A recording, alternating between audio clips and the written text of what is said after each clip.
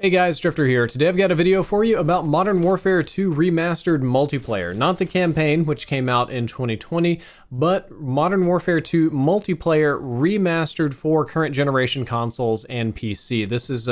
It was inspired by a very curious Charlie Intel article yesterday with a rumor about it, and we're going to talk a lot about that today. And I kind of wanted to make a video about it because it's something that the community has been asking for a very long time. People want it. They always get hyped about these little rumor articles. They're begging Activision for it, and we just can't get it. And I think that the fear on Activision's part is that it could be too popular and take away from any current game that they launch. The gameplay you're going to get to see is mostly me using the ballistics knife in Black Ops Cold War, which is definitely the worst version of the ballistic knife that I've used in any Call of Duty game. It has an oddly slow sprint out time, so I have to be a little bit careful about how I use it instead of being able to play aggressive. The projectile speed is quite slow. It's got an unpleasant arc or drop off, and it seems to have a weird inaccuracy to it, or perhaps very small hitboxes on the projectile, so I have to be very careful about where I hit people with. The melee aspect of it is awesome, but the shooting part is rougher than it has been in, well, any other Call of Duty game that I've ever played that had a ballistic knife. But that's not really the point of today's video. Let's talk about Modern Warfare 2 Multiplayer Remastered. What a mouthful. And I want to make very clear up front that this is a rumor, that this is not confirmed. This is not the gospel true from Activision. There is no release date. This is just a reasonably reliable rumor. There was a video posted yesterday by Jeff Grubb, and he is considered a games insider. He's a YouTuber. He leaks stuff on occasion, makes very oddly accurate predictions that aren't technically leaks because they're just predictions, but he's a guy who knows some things, and he released a big video yesterday with a ton of stuff about a bunch of games, from Final Fantasy to Battlefield to stuff that Konami's working on to, of course, Call of Duty and Xbox and Sony console shortages and stuff like that. What Jeff said is basically that Activision is preparing Modern Warfare 2 Remastered Multiplayer for next year as a sort of backup plan in case the Sledgehammer game doesn't go very well. And I assume that's because the rumor for the next game is that it's going to be World War II again. And I love the guys at Sledgehammer. I like a lot of their games. But World War II just isn't the thing right now. We burned out on World War II shooters like 3 years ago, and this is just, it's not a good time for World War II. I don't think that would be a popular genre. I think that'd be a very hard sell, and especially from Sledgehammer, that would be 2 World War II games in a row, which would be an even harder sell. So the rumor is that because this is rough and because they're so far down the path and so much committed to it, yet we know the market has changed, that Activision needs a backup plan and that they have Modern Warfare 2 Remastered again. There were different rumors and different videos on the internet that Sledgehammer was having development issues with the game and they weren't going to finish in time, and MW2R MP would be a stopgap. I think I'm mispronouncing my words in this video because it's like Modern Warfare 2 Remastered Multiplayer, which is also CoD 7, but not Modern Warfare 2 and not Modern Warfare 2 Remastered Campaign. It's kind of melting my brain here. But the rumor is that the game is going to be difficult to finish in time, and as such, what they're going to do is launch the game with just campaign and co-op, which I assume would be zombies, and the multiplayer for this game would be Modern Warfare 2's multiplayer, but remastered for modern times. And then what they'll do for Warzone is they'll integrate all of the classic Modern Warfare 2 weapons that you know and love into Warzone, and then they'll do their campaign, Sledgehammer, World War II stuff into Warzone as well, and it'll be like a double integration in one, which sounds very complicated in my opinion. And speaking of complicated, all of these rumors that are going around, even from reputable sources, are completely contradictory to Activision's public statements. The CEO of Activision, their press releases, and even the people working on the Call of Duty teams have said over and over again that Sledgehammer Games is developing a new campaign, co-op, and multiplayer experience for their game. They were very much so on record that Sledgehammer Games is developing the multiplayer for whatever is coming next. Modern Warfare 2 Remastered Multiplayer is for the most part not talked about at all by anybody in authority, or somewhat passively denied and on occasion outright denied and told that it's not coming. Sadly, I have no insider connections at Activision. I have no route to get a real answer. Nobody would tell this kind of stuff to me. There's nobody that I can ask, so I can't just dig around and get you guys the real answer. I have also heard rumors, and this is where we'll spend a fair bit of time on the video sort of debunking things, that Modern Warfare 2 Multiplayer Remastered is already done or nearly done, and that Activision is just kind of saving it for a rainy day. They're saving it to bail out a studio like, say, Sledgehammer if they're not very confident in their game, and that's when they'll drop it. And that sounds like a really logical thing for us, to have a project kind of ready to go, just a backup on a rainy day, but we're working at different scales. So if I have projects ready to go, that's backup videos, that's like a couple hours of work, right? For Activision, they probably don't want to spend millions of dollars remastering a game. I mean, that's new audio, that's new graphics, that's retexturing, that's upscaling, that's building online components. That's a lot of dev time. You probably don't want to spend that money, time, and resources remastering a game just to let it collect dust just in case. That's time that they could be doing things with Warzone or Cold War or whatever other game that they wanted to work on.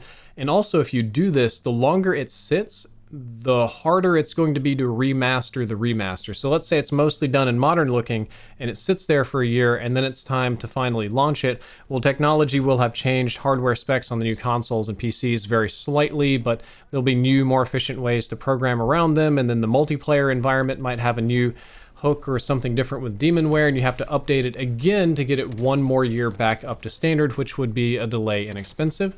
Number 3, Activision tends to plan stuff years in advance, multiple years. Pretty much every game company does this. Every dev studio is planning 3 to 4 years in advance. So, for example, right now, Infinity Ward is clearly working on whatever their next game is going to be the year after next, and they probably already have a working blueprint for the game after that, which would be maybe up to 5 years away. They're just kind of pre-planning things. Activision Corporate does the same thing. EA Corporate does the same thing. Ubisoft Corporate does the same thing. They all try to plan these release schedules really far out into the future, oftentimes with a really complex marketing campaign that they go crazy when things go wrong over. And they also have a tendency to push their new game first. A lot of these companies aren't very big on reselling old stuff, except I guess Nintendo. That's almost their business model. But they would definitely rather have sales on a new IP from Sledgehammer than they would just selling more Modern Warfare 2. On that same note, I seriously doubt that Sledgehammer wants to be known as the studio for the campaign-only team. The guys there probably have more pride than that, and they want to do something different. And more probably even still, they have a contract in place to develop their own IPs with some kind of royalty shares.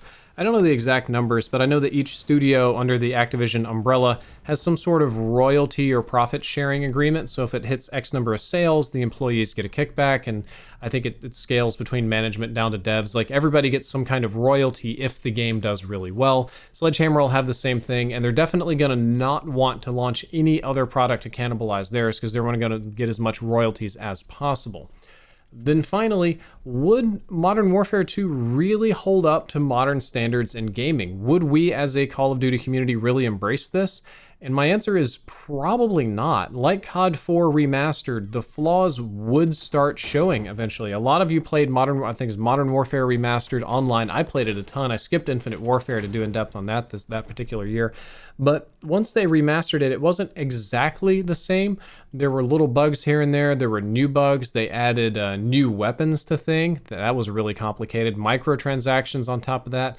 New maps, old maps, new maps, remastered maps. And on more than anything, the way that people play these games has changed. It was far more competitive. People were smarter. The old tricks that I used to do back in 2008 really weren't going to fly in 2018.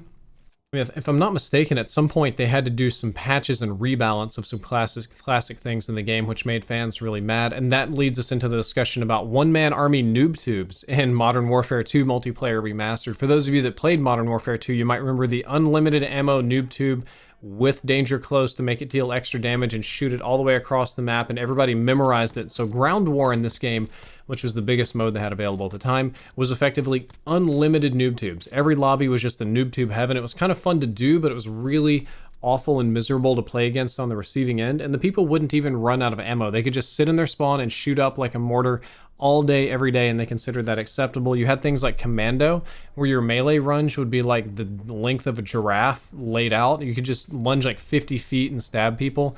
They had Dead Silence, which was very deadly silent. They had a whole bunch of interesting perks, overpowered guns, akimbo submachine guns, tons of insta-kill shotguns that I think all could be secondary. Really fast time to kill burst rifles like the FAMAS and stuff. So there was a lot of effectively broken things in the game. The game was so broken, it only worked because you just had tons of other broken options to counter the other broken thing. But I don't think that modern gamers and modern COD gamers would really appreciate that a whole lot. The color palette was really rough as well. We criticized Warzone and Modern Warfare 19 for its 50 shades of brown, but Modern Warfare 2 was even worse. It was even browner, grayer, and dustier and more difficult to deal with. Then finally, the game would have to be deployed into a more complex online environment. The online environment now you've got crossplay going on, you've got these microtransactions you got to keep track of, the store, this friends list, you've got all this stat logging and data logging, and most importantly, skill-based matchmaking. We'll whisper that one so that the gremlins don't hear it. But skill-based matchmaking would be totally harder, because to the best of my knowledge, Modern Warfare 2 would have had very minimal skill-based matchmaking, if at all, and we're also very much so big noobs then. There weren't that many competitive gamers, so we wouldn't have noticed anyway. But these days, if you went to play Modern Warfare 2, it wouldn't be the pub stomping that you remember from 2007 or 8 or whatever. It would be some really hardcore, complicated, miserable thing where you fight other sweat squads, and that could really change the way the game plays. So in my opinion, I don't think the community would really embrace Modern Warfare 2 Remastered the way that it was then. It would have to be not just remastered, but reworked a bit to be viable these days. So that's all for the news today and my opinions. I hope that you enjoyed it. I hope that you learned something useful. Unfortunately, this does not confirm MW2R MP coming anytime soon. It is yet another rumor to add to the gigantic pile, and if anything expresses more of a community interest than a fact. Tomorrow we're going to be doing news again. I'm going to be talking about Battlefield 6 or Battlefield 2021, because my god, Battlefield has some crazy stuff going on we need to talk about. If you enjoyed this video, don't forget to like, favorite, and subscribe. Drifter out.